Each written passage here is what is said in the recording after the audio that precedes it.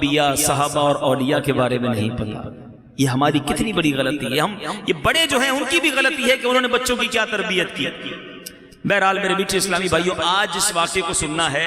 حضرت ذوالقرنین.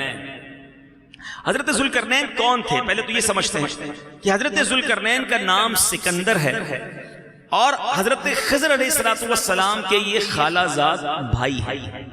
حضرت خضر علیہ السلام ان کے وزیر اور جنگلوں میں علم بردار رہے ہیں. یہ حضرت سام بن نوح علیہ السلام کی اولاد میں سے ہیں اور ایک بڑیا کے اکلوتے فرزند تھے. حضرت ابراہیم خلیل اللہ علیہ نبینا علیہ السلام کے ہاتھ پر حضرت ابراہیم کے دست حق پرست پر اسلام قبول کیا اور مدتوں حضرت ابراہیم کی یہ صحبت میں رہے اور حضرت ابراہیم نے ان کو کچھ وصیتیں بھی فرمائی تھیں. صحیح قول یہی ہے کہ حضرت ذوالقرنین نبی نہیں ہیں بلکہ ایک بندہ صالح ہیں جو ولایت کے مرتبے پر تھے. بہرحال حضرت ذوالقرنین کو وہ شرف عطا ہوا جو دنیا میں فقط 4 لوگوں کو ملا. ٹھیک ہے، اور یہ ہے کہ ساری دنیا کی بادشاہی، دنیا میں صرف 4 بادشاہ ایسے گزرے ہیں کہ جنہوں نے پوری دنیا پر حکومت کی ہے. اس میں 2 ایمان والے اور 2 کافر تھے. جو مومنین تھے وہ کون تھے؟ حضرت سلیمان علیہ نبینا علیہ السلام اور حضرت ذوالقرنین. ٹھیک ہے، یہ سب کو یاد بھی ہونا چاہیے. اور 2 بادشاہ جو کافر تھے جن کو ساری دنیا پر حکومت ملی، ساری دنیا پر کنٹرول ملا، وہ کون تھے؟ وہ ہیں بخت نصر اور دوسرا نمرود. یہ دونوں غیر مسلم تھے مگر ان کو ساری دنیا پر کنٹرول ملا. ایک 5ویں بادشاہت بھی ملنی ہے اور وہ انشاءاللہ آگے جا کر ملنی ہے اور وہ ہوں گے حضرت امام مہدی رضی اللہ تعالیٰ عنہ، جو ساری دنیا پر ان کو کنٹرول ملے گا اور ساری دنیا کی بادشاہت انہیں ملے گی انشاءاللہ عز و جل. اب ذوالقرنین رضی اللہ تعالیٰ عنہ نے سفر کیے، بڑے امیزنگ، بڑے عجیب و غریب سفر، اور یہ قرآن میں موجود ہے. اب کیسے سفر کیے کہ سب سے پہلے انہوں نے کتابوں میں پڑھا تھا کہ سام بن نوح علیہ السلام کی اولاد میں سے ایک شخص آب حیات کو پی لے گا تو اس کو موت نہیں آئے گی.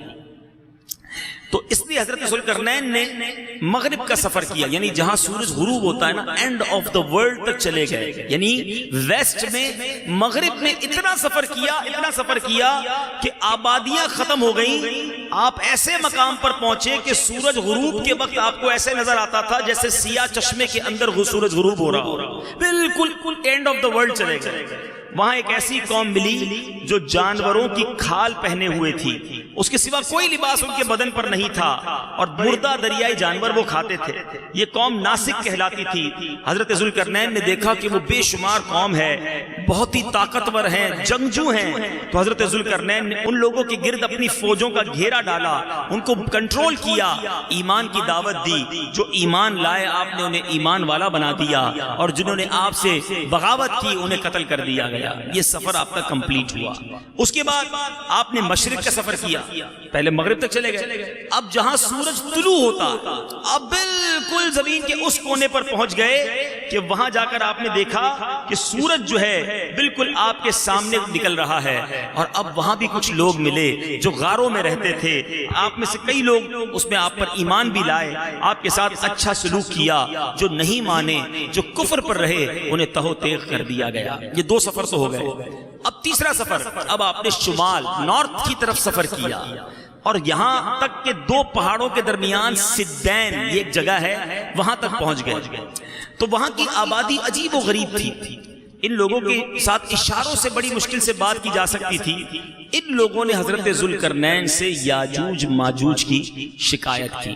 اب یہ تو محققین بتائیں گے، لیکن اگر غور کریں دنیا کے نقشے پر، ٹھیک ہے، تو مغرب کی انتہا کہاں ہے؟ ویسٹ کی انتہا یہ امریکہ کا جو اینڈ ہے، کیلیفورنیا جس کو کہہ لیں، یہ کینیڈا کا شہر کیلگری کہہ لیں، یہ وہ اینڈ ہے جہاں سورج جو ہے وہاں جا کر غروب ہوتا ہے. سب سے آخر میں سورج وہاں غروب ہوتا ہے. مشرق کی اگر ابتدا کی طرف چلے جائیں کہ جہاں سے سورج نکلتا ہے، آسٹریلیا اور آگے جائیں تو فجی آئی لینڈ، اور اس طرح جا کر یہ مشرق کی ابتدا ہوتی ہے. بات آگے بڑھانے سے پہلے ایک اچھی خبر یہ دوں کہ فجی جو دنیا کے مشرق کا کونا ہے اور کیلیفورنیا جو دنیا کے مغرب کا کونا ہے، دونوں جگہ پر دعوت اسلامی کے مدنی کاموں کی دھومیں ہیں الحمدللہ۔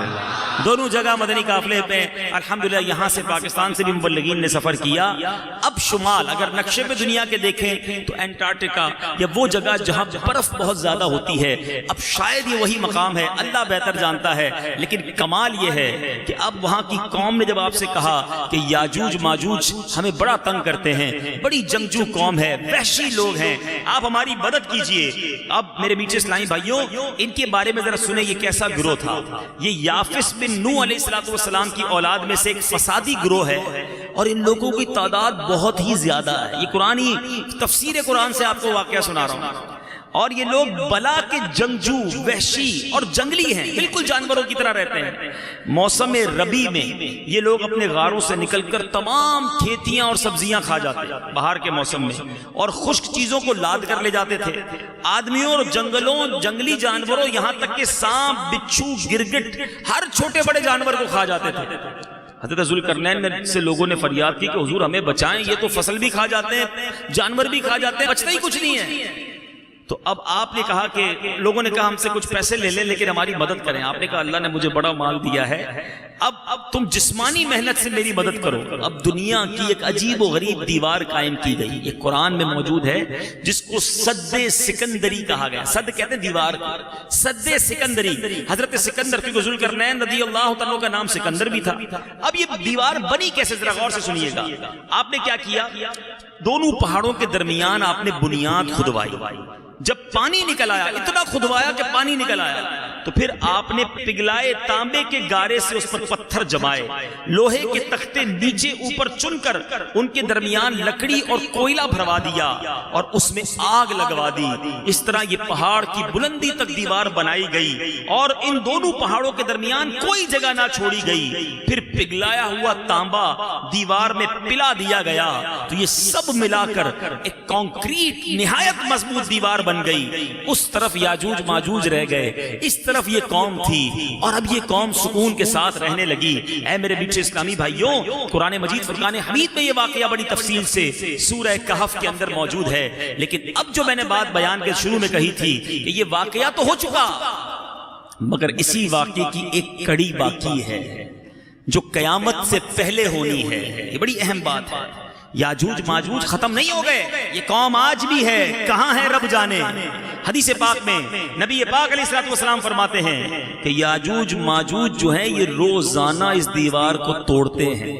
جو انگریزی کے اسٹوڈنٹس ہیں نا، انٹرنیٹ کو جو سرچ کرتے ہیں وہ دیکھیے گا، گوگ مگوگ، یہ آج بھی دنیا، صرف یہ اسلام میں نہیں ہے، یاجوج ماجوج کو صرف مسلمان ہی نہیں مانتے اس واقعے کو، یہ اور مذاہب کی کتابوں میں بھی لکھا ہے، اور وہ بھی کہتے ہیں کہ گوگ مگوگ جو ہیں، یاجوج ماجوج جو ہیں، انہوں نے آنا ہے اور یہ قیامت سے پہلے آنا ہے۔ تو بہرحال یہ دیوار روزانہ وہ توڑتے ہیں، میرے آقا فرماتے ہیں، اور جب محنت کرتے کرتے توڑنے کے قریب پہنچ جاتے ہیں تو ان میں سے کوئی کہتا ہے کہ چلو کل پھر آ کر توڑیں گے، لیکن جب دوسرے دن آتے ہیں پھر دیوار ویسے ہی بن جاتی ہے۔ اللہ کی قدرت سے دیوار پھر پوری ہو جاتی ہے، پھر سارا دن کھودتے ہیں، شام ہو جاتی ہے، ٹوٹنے کے قریب رہ جاتی ہے۔ انہی کا کوئی شخص کہتا ہے چلو کل پھر توڑیں گے، لیکن کل پھر آتے ہیں، پھر وہ دیوار ویسے ہو جاتی ہے۔ یہ نہ جانے ہزاروں سال سے، کیونکہ حضرت ذوالقرنین کو آئے ہوئے ہزاروں سال ہو چکے ہیں، یہ واقعہ کب روزانہ یہ محنت جاری ہے، مگر نبی پاک فرماتے ہیں،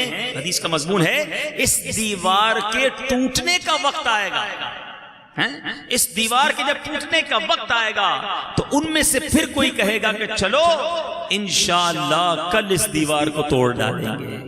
نبی پاک فرماتے ہیں انشاءاللہ کہنے کی برکت سے یہ ثمرہ ملے گا کہ دوسرے دن دیوار ٹوٹ جائے گی۔ یہ بات اب یہاں روک کر مدنی پھول کیا ملا کہ کسی کام کو پورا کرنا ہے تو انشاءاللہ ساتھ کہا کریں۔ میں ایک بار جہاز میں تھا، تھوڑے دنوں پہلے کی بات ہے، تو صاحب کوئی تھے ساتھ بیٹھے تھے، جہاز اڑنے والا تھا، تو شاید اپنے گھر والوں کو کہہ رہے تھے کہ میں 5 بجے پہنچ جاؤں گا۔ میں نے کہا یار ساتھ انشاءاللہ بھی کہہ دو، ہم یہ کیوں کہیں کہ میں یہ کر لوں گا، میں پہنچ جاؤں گا، میرا کام ہو جائے گا۔ نہیں، اللہ کے نام کو شامل کرو تو برکت سے پورا ہو جائے گا. میں کر لوں گا میری حیثیت کیا ہے, رب کی رحمت شامل ہوگی تو ہو جائے گا. تو ہمیشہ اپنی زبان پر دیکھیں نا انشاءاللہ کہنے کا فائدہ کیا ہے. سب سے پہلے تو ذکر اللہ ہو گیا, میرے رب کا نام میری زبان پر آ گیا, اور میرے ہر کام میں کیوں نہ میں اپنے رب کے نام کو شامل کروں. تو بہرحال وہ انشاءاللہ کہیں گے.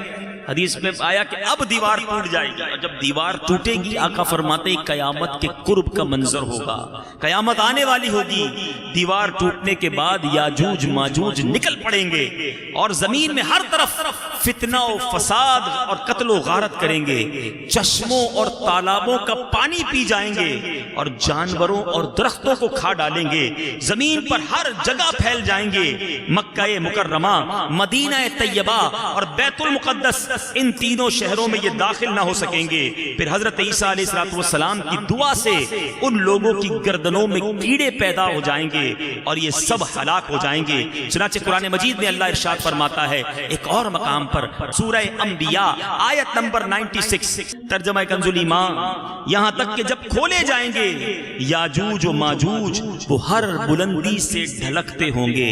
اے میرے میٹھے اسلامی بھائیوں, نبی پاک علیہ السلام کی حدیث بھی آپ نے سنی. حضرت مفتی امجد علی اعظمی وہ کیا لکھتے ہیں کہ بعد قتل دجال حضرت عیسیٰ علیہ السلام کو حکم ہوگا کہ مسلمانوں کو کوہ طور پر لے جاؤ. کیوں کہ ایسے لوگ ظاہر ہوں گے یاجوج ماجوج جس سے لڑنے کی کسی کے پاس طاقت نہیں ہوگی. تو مسلمان سیکیور ہو کر کوہ طور پر چلے جائیں گے اور پھر یاجوج ماجوج ظاہر ہوں گے.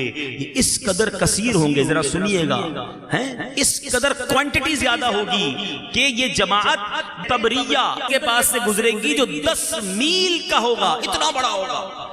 مگر جب دوسری جماعت گزرے گی تو پہلا قافلہ کے پانی پی کر گزرے گا, دوسری جماعت آئے گی تو لگے گا یہاں پہلے کبھی دریا تھا ہی نہیں. 10 میل لمبا دریا بحر جو ہے وہ پی کے ختم کر دیں گے. پھر فرمایا قتل و غارت گری سے جب فرصت پائیں گے, ساری دنیا میں جب قتل و غارت گری کر لیں گے نا, تو پھر پتہ یہ کیا کریں گے, پھر کہیں گے کہ چلو زمین والوں کو تو قتل کر لیا, اب آسمان والوں کو قتل کریں.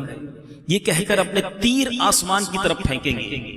خدا کی قدرت کے اوپر سے جو تیر واپس آئیں گے نا وہ خون والے آئیں گے. یہ انہی اپنی حرکتوں میں مشغول ہوں گے اور وہاں حضرت عیسیٰ علیہ السلام پہاڑوں پر محصور ہوں گے, یہاں تک کہ ان کے نزدیک گائے کے سر کی وہ بقعت ہوگی جو آج تمہارے نزدیک 100 اشرفیوں کی نہیں. اس وقت حضرت عیسیٰ علیہ السلام اپنے ہمراہیوں کے ہمراہ دعا کریں گے, اللہ تعالیٰ یاجوج ماجوج جو ہوں گے ان کی گردنوں میں کیڑے پیدا کر دے گا, ایک دم وہ سب کے سب مر جائیں گے. ان کے مرنے کے بعد جب حضرت عیسیٰ علیہ السلام پہاڑوں سے اتریں گے دیکھیں گے کہ تمام زمین اتنے لوگ ہوں گے کہ پوری زمین ان کی لاشوں سے اور بدبو سے بھری پڑی ہے, ایک بالشت زمین بھی خالی نہیں ہوگی. اس وقت حضرت عیسیٰ علیہ السلام اللہ کی بارگاہ میں پھر دعا کریں گے, اللہ تعالیٰ ایک قسم کے پرندوں کو بھیجے گا, وہ ان کی لاشوں کو جہاں اللہ چاہے گا اٹھا کر پھینک آئیں گے. ان کے تیر کمان اور ترکش, ذرا غور کیجئے گا, جو تیر کمان اور ان کے سامان ہوگا نا 7 برس تک مسلمان جلائیں گے. اتنی بڑی تعداد ہوگی کہ 7 سال لگیں گے اس کو جلانے کے لیے, جب جا کر ختم ہوں گے. اور اس کے بعد میرے میٹھے اسلامی بھائیوں پھر ایک بارش ہوگی, برکت والی بارش ہوگی جو اس تمام گند کو صاف کر دے گی اور زمین پھر ہری بھری ہو جائے گی.